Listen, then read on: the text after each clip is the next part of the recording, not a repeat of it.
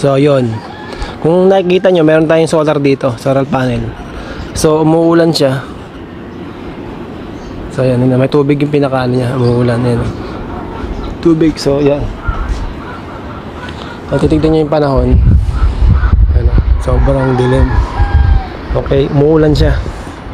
So ngayon, umakit lang kasi para mapakita ito sa inyo kung anong nangyayari pagka yung solar panel nyo is walang araw o umuulan o umuulan siya o ano pala o madilim. Okay, walang araw. So ito, kumuha tayo dito ng ano, ng tester natin yan. Kung nakita nyo, DC. So tester natin to ngayon. Kasi alam nyo bakit?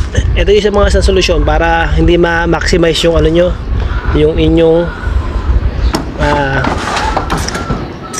dito, hindi masira yung battery nyo.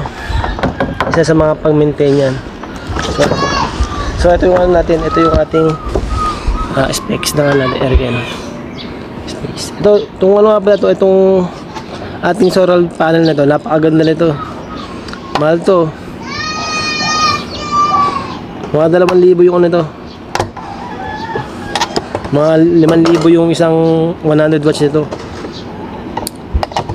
So ayan, makasan natin dito lang, tusok nyo lang ganyan tapos angat nyo na yan. So ayan, 4 na piraso yan. So ayan, ito yung voltahe natin. So ayan, medyo mapatak yung araw, yung ano, kaya umuulan na naman, no? So kumain natin kagad to, ano, bilis. So ayan, so yun, 10 volts lang. Okay, 10.8.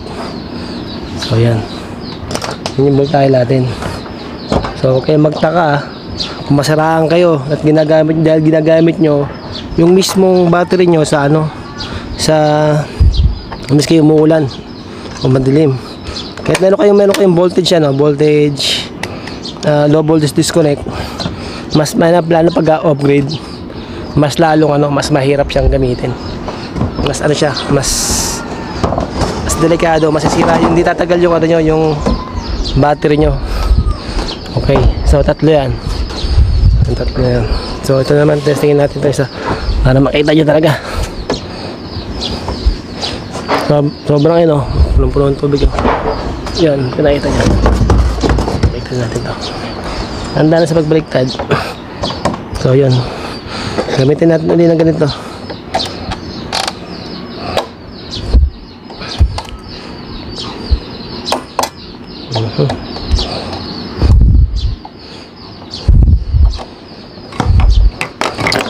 So inangat ko siya para mas uminit yung ilalim.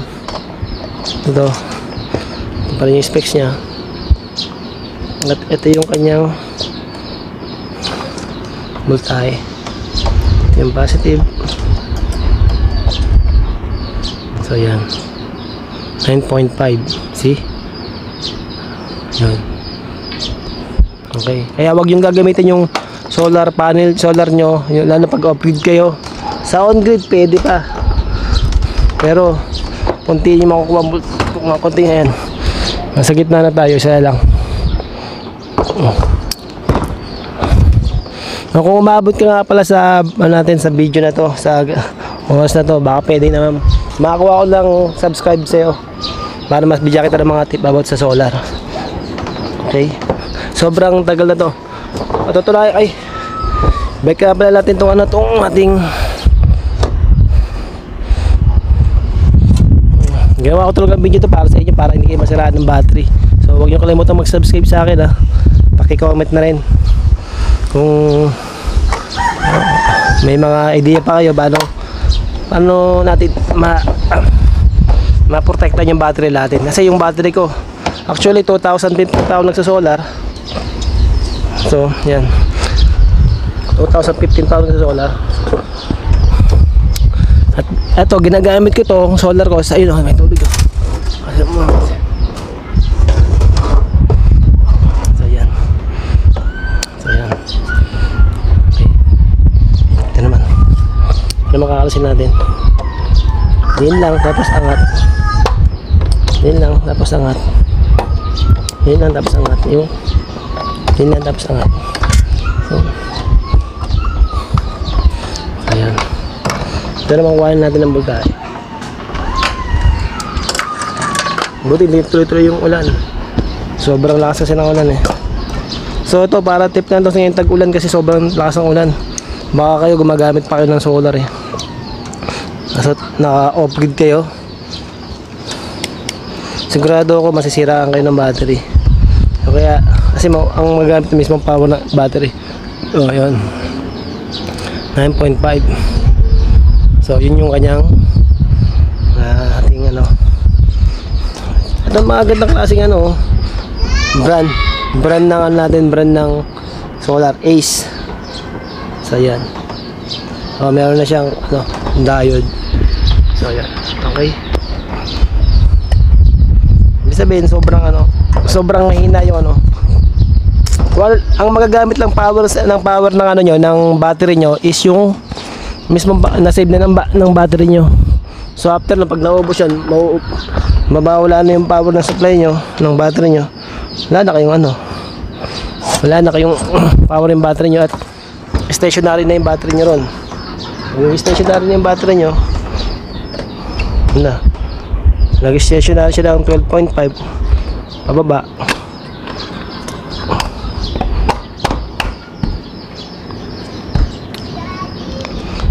Start na ng ano yan, pagkasira ng aircon nyo. So papatunayan ko sa inyo pala na yung solar pad natin is 2015 pa.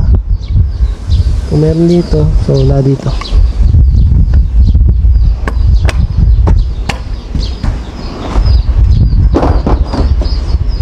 Ayan, patunay na nagbablock na yung natin. Nagbablock na yung solar panel natin. So dito yan. Pakita ito. Ay, naka. Baka dito may makita tayo. Kasi may ano yan eh, parang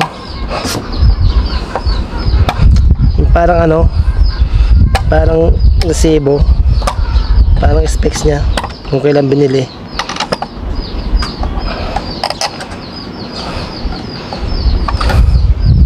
Yan, yun. So yan o. Nakita nyo yan. Kita nyo ba? Yan. 2015 pa.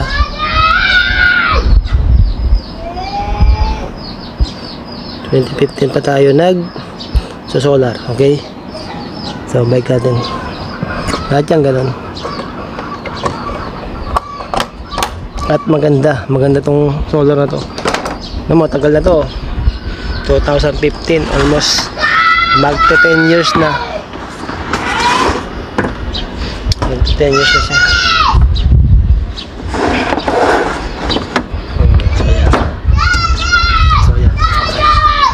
So yan. Okay na. So yan. Okay na. O yun. O ulitin ko wag na kayong gagamit ng off-grid ng battery. Mas mainam na wag na kayong gumamit pagka umuulan, pag madilim. Yan.